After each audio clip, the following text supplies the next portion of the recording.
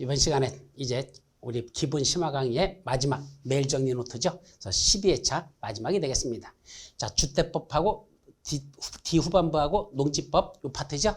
자, 1번 도시 및 주거환경 정비법에 따른 주거환경 개선 사업 및 공공 무슨 사업에서 건설 공급하는 주택은 분양가 상한제를 적용하지 아니한다. 자, 분양가 상한제 적용하지 않는 거 일부 개정됐다 그랬죠. 그 중에 하나가 바로 요거 주거환경 개선 사업이 시행되는 여기서도 분양가 상한제를 적용하지 않는다는 게 새로 신설됐다. 이거 추가됐고, 그 다음에 종전에는 공공재건축이 아니라 공공재개발 사업이라고 그랬습니다. 공공재개발 사업에서 건설하는 주택 두 가지죠. 그래서 주거환경 개선 사업하고 공공재개발 사업에서 건설 공급하는 주택은 분양가 상한제를 적용하지 아니한다라고 했어야 됩니다. 두 번째, 주택 상환사채 또 이주자 저축증서에 뭐 하는 거? 상속은 가능하고 저당은 불가능하다? 아니야. 상속은 당연히 가능하고 저당도 가능하다. 그래서 주택 상환사채나 이주자 저축증서를 저당으로 해가지고 담보대출 받는 거 얼마든지 가능하다 그랬죠. 그래서 저당도 가능하다라고 했어야 됩니다.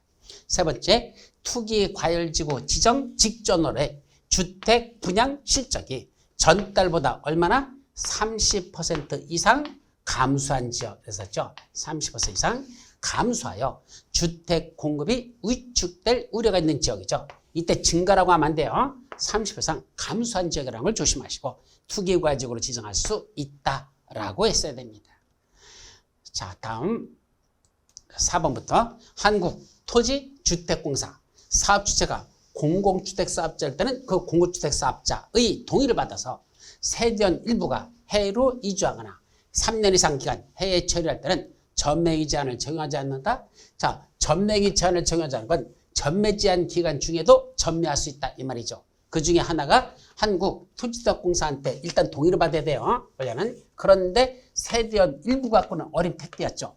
전부 세대원 전원이 해외로 이주하거나 이민 가나 아니면 3년이 아니고 현재 법은 2년밖에 안 돼요. 2년 이상 기간 해외에 체류하고 난단다. 그때는 전매 제한을 적용하지 않습니다. 그래서 핵심은 세대원 전원이 해외로 이주하거나 2년 이상 해외에 체류하고 살 때 전매 제한을 적용하지 않죠. 5번 리모델링 주택조합이 주택단지 전체를 리모델링하는 경우에는 주택단지 전체 구분 수익점의 이격권에 얼마 이상의 동의와 각 동별 구분 수익점의 이격권에 얼마의 동의를 받아야 된다 그랬었죠. 요거 3분의 2 플러스 과반수 동의는 어디에 나오는 거죠? 리모델링 주택조합을 설립하기 위한 인가받기 위한 결의 요건이었었고, 지금은 이미 리모델링 주택조합이 설립돼 가지고 리모델링을 하려는 경우 이거거든요. 설립이 아니에요. 리모델링을 하라고 할 때는 이미 조합은 설립된 것이고, 그 설립된 조합이 리모델링을 하라고 할 때는 그때는 결의가 아니고 동의라고 썼다 그랬죠. 동의는 얼마죠? 75% 플러스 50%라고 했었죠. 그래서 7,550번 차량번호는 허가받는 차량번호는 7,550번 75% 플러스 50% 동의를 받아야 된다. 그렇지? 3분의 플러스 과반수가 아니고 75% 플러스 50% 아주 중요한 겁니다. 구분하시기 바랍니다. 6번 토지 임대부 분양주택의 토지에 대한 임대차 기간은 몇 년이죠? 30년 갖고는 안 돼. 40년 이내로 하는 게 원칙이죠. 그러나 토지 임대부 분양주택 소유자의 얼마 이상이 80%가 아니라 4분의 3이야. 75%죠. 75% 이상이 계약갱신을 청구하면 몇 년? 40년의 범위 내에서 이를 갱신할 수 있다. 계약갱신 청구는 75% 이상이 할 때만 40년의 범위에서 갱신할 수 있습니다. 자, 이제 농지법, 농업경영을 통한 농산물의 연간 판매액이 얼마 이상인 자는 농업인이죠? 100만 원 갖고는 안 돼. 120만 원 이상인 자가 농업인 그랬었죠. 우선 120만 원 이상이라 라고 했어야 돼요.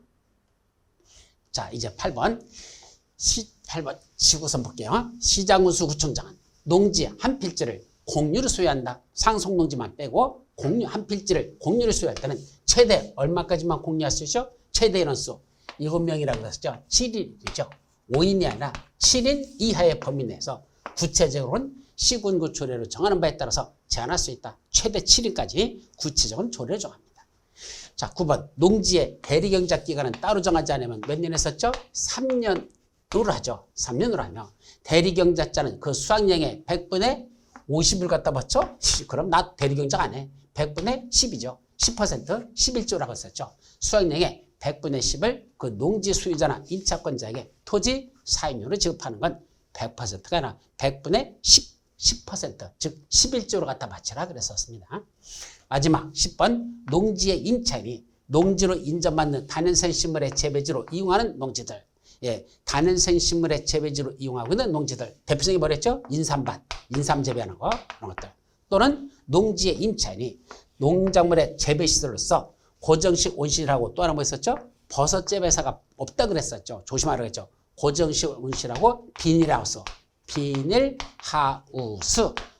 설치한 농지개화는 임대차 기간을 10년 이상으로 합니까? 아니요. 이건 10년까지는 안 가죠. 5년이죠. 5년. 원칙은 3년인데 이럴 때는 3년 이상이라 5년 이상으로 해야 된다라고 했어야 됩니다. 자, 여기까지가 농지법까지 핵심 정리가 다 끝났습니다.